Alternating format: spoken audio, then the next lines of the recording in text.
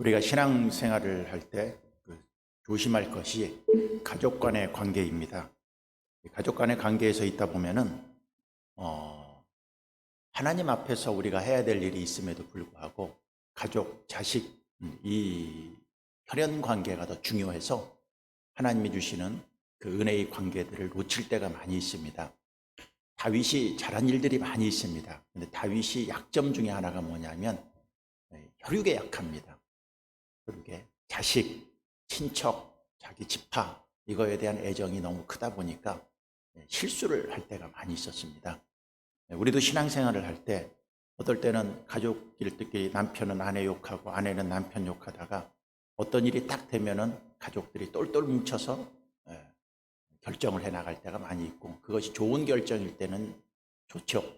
그러나 좋지 않은 결정일 때에도 불구하고 그것을 결정해서 가면은 문제가 생길 수 있다는 것입니다.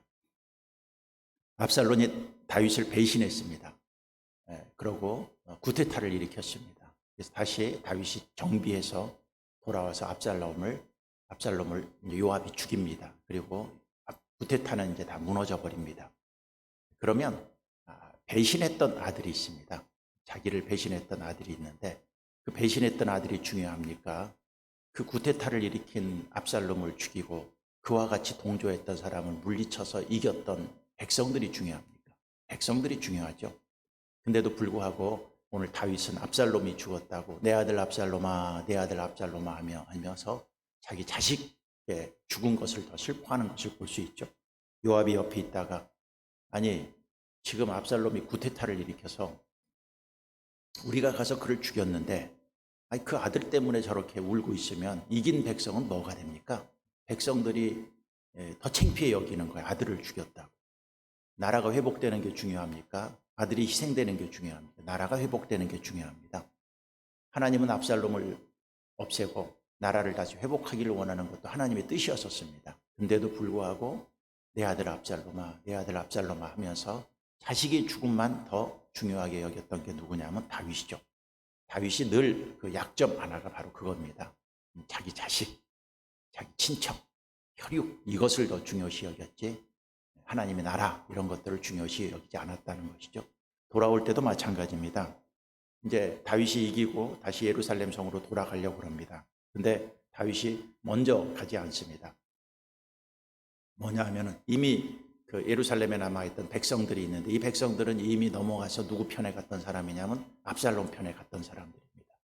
근데 압살롬 편에 갔던 사람이 압살롬이 죽으니까 이제 다윗이 이기고 승승장구해서 예루살렘에 돌아오면 이스라엘 예루살렘에 있던 사람들이 창피한 거예요. 왜? 언제는 다윗에게 붙었다가 언제는 압살롬에게 붙었다가 압살롬이 죽으니까 또 누구에게 붙어야 돼요? 다윗에게 붙어야 돼요. 백성들이 창피한 겁니다. 이랬다 저랬다 하고 시세가 누구 정권을 잡느냐에 따라서 일로 갔다 절로 갔다 일로 갔다 절로 갔다 하니까 이거에 대해서 창피하니까 이 예루살렘 안에서도 고민이 많은 거예요. 다윗이 이기고 들어온다고 그러는데 들어오면 이게 창피하잖아요. 이리 붙었다 저리 붙었다 그때 눈치 봐갖고 요리 붙었다 저리 붙었다 하는 자기네들이 그것이 있으니까 창피한데 빨리 다윗을 맞이해야, 아무리 창피할지라도 뭐예요? 이미 승세는 다윗에게로 넘어왔기 때문에 다윗을 맞이해야 됩니다. 우리가 잘못했다. 우리가 잘 모르고 압살롬 편에 있었는데 다윗이 다시 들어와서 오면 우리가 왕을 모시고 우리가 잘 섬기겠습니다 하고 모시러 와야 되는데 모시러 올 생각을 안 하는 거예요. 모시러. 그러니까 다윗이 이제 명령을 하는데 어떻게 하느냐면, 그러면 유다 지파가 먼저 와서 나를 모시고 가라 그렇게 얘기합니다. 이것도 잘못한 겁니다. 왜? 왜냐하면 유다 지파는 자기 지파거든요. 자기 지파.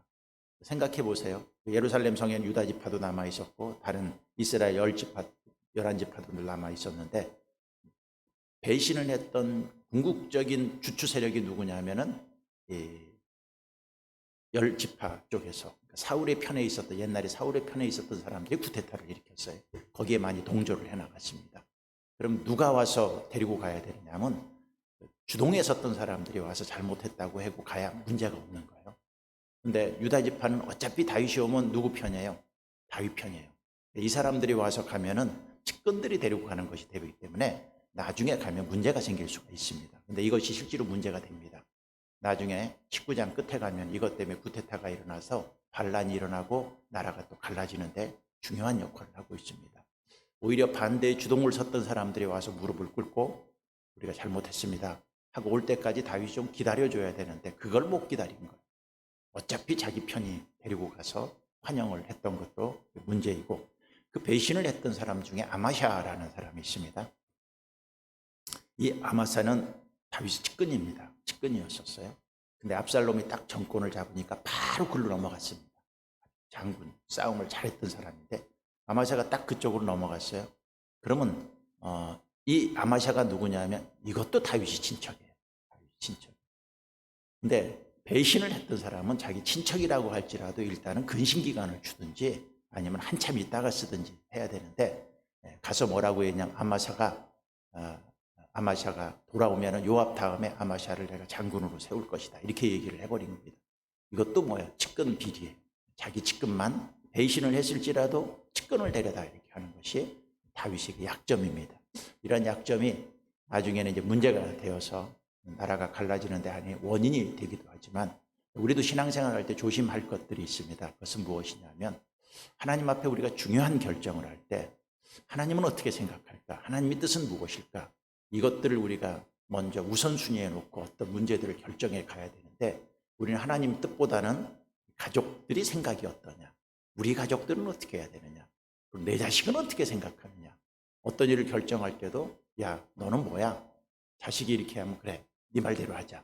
하나님이 원하는 것은 내팽개쳐버리고 자식이나 가족이 원하는 것들을 먼저 따라가서 가는 것은 바람직한 것이 아니다 하는 것입니다. 특히 이 정권이 왔다 갔다 하는 데 있어서 자식 측근 이렇게 생각하는 것은 문제가 되기 때문이죠. 이게 이제 다윗의 약점입니다. 장점이 있습니다. 장점이 뭐냐면 이제 이기고 돌아옵니다. 근데 이기고 돌아올 때 제일 먼저 걸렸던 것이 뭐냐면 시므이입니다.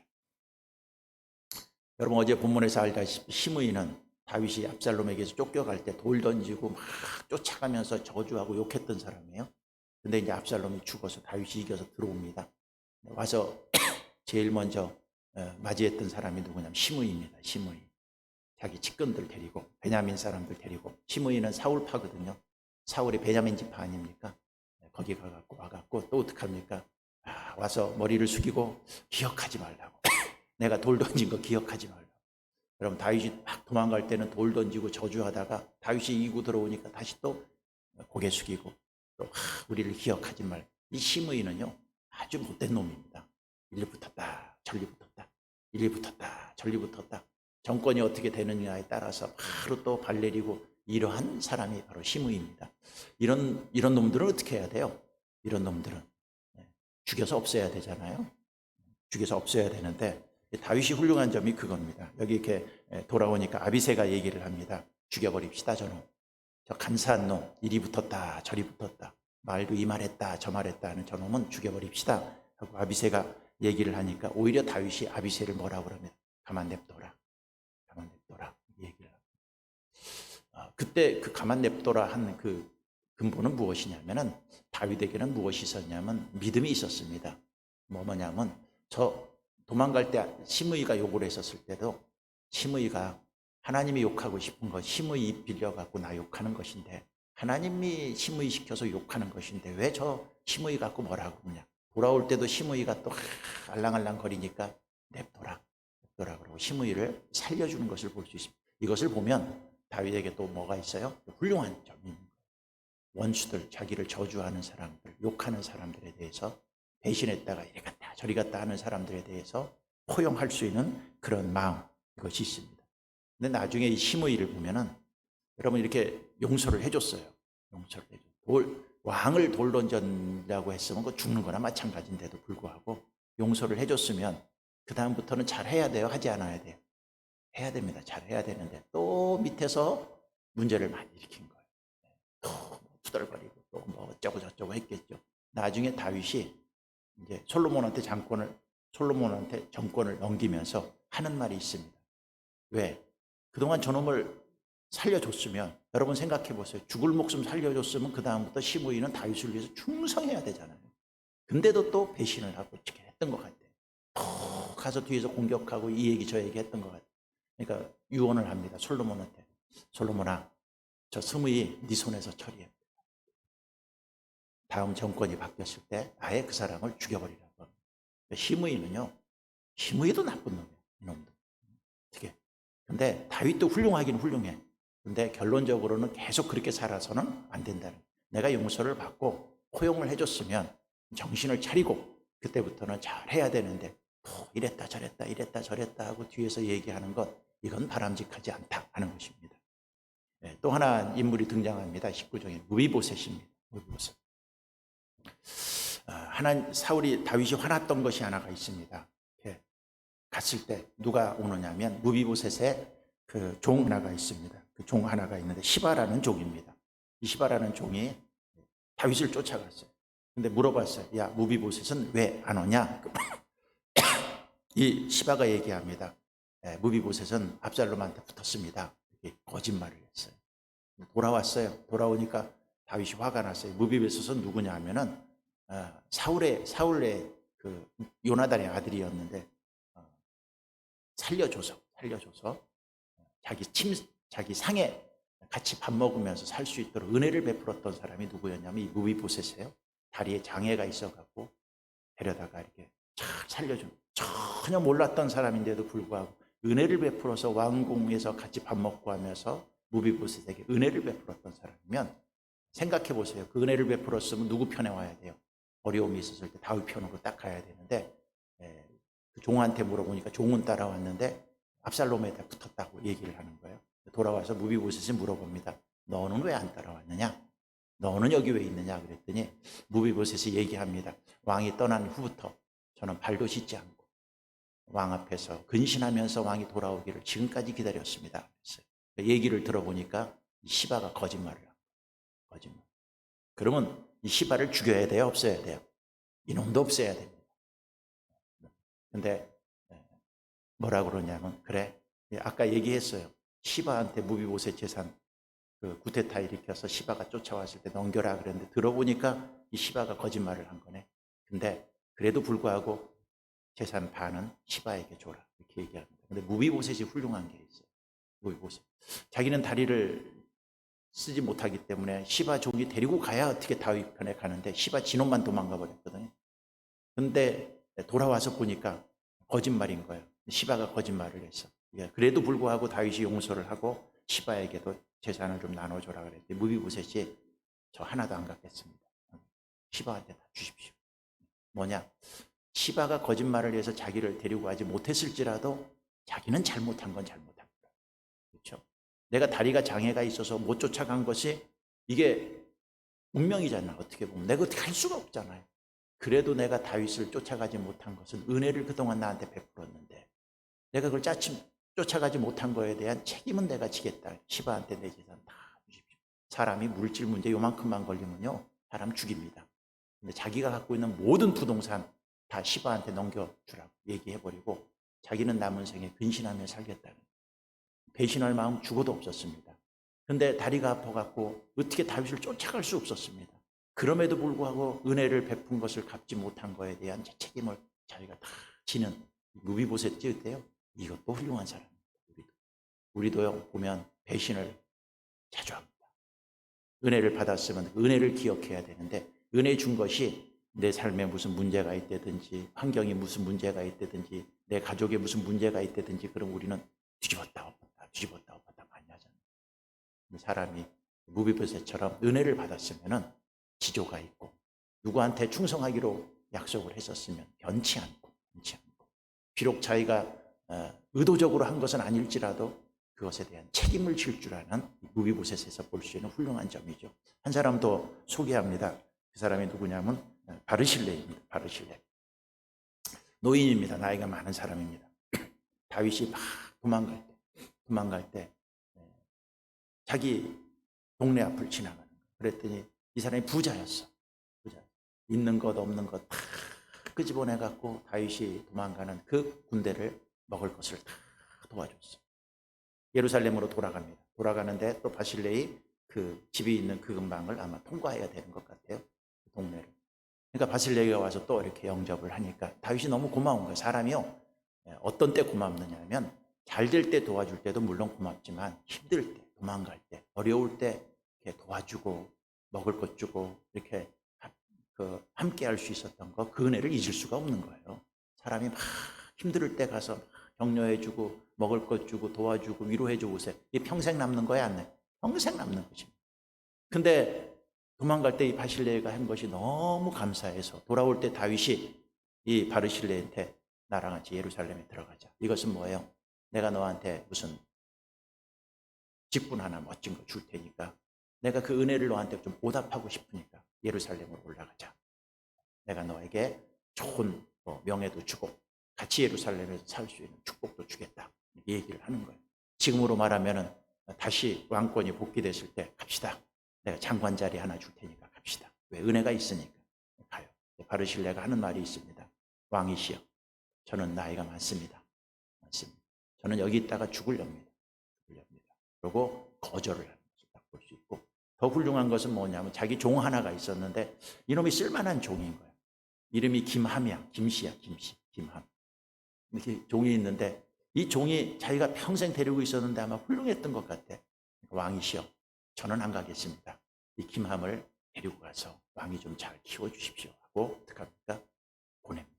그러니까 다윗이 그 얘기를 듣고 김함을 데리고 가서 아마 좋은 직위 하나 줬겠죠. 종입니다. 종이면은 뭐 힘도 없는데 이거죠. 그러니까 바르실레가 훌륭한 것이 뭐냐면 요새는 노욕이라는 게 있습니다. 나이가 많아도 명예뭐나 한다 준다.